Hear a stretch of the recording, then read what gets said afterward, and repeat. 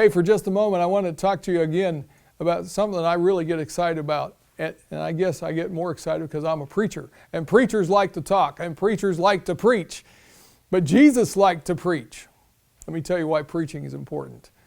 And guess what? You can preach as well. Here's the deal. Teaching gives us information, gives us concepts, gives us understanding. But preaching takes those concepts and so forth, and then preaching calls for a decision to follow in the footsteps of God. That makes preaching different than teaching.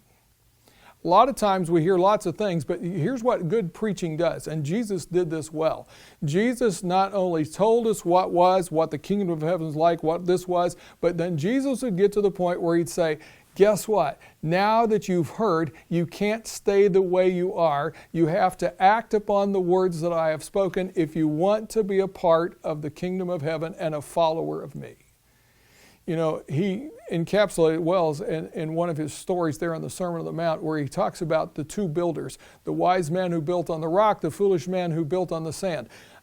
Amazing, powerful sermon he's preaching, but he makes this decision. He says the wise man is the one that acted on the words that he heard.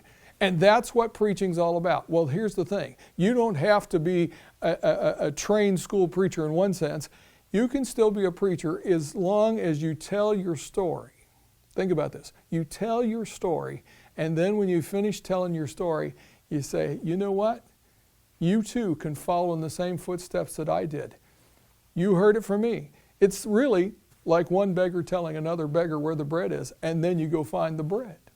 That's the joy of following in the footsteps of Jesus. That's the joy of preaching. You can do it, I can do it, anyone can do it under the power of the Holy Spirit. Think on it for just a moment.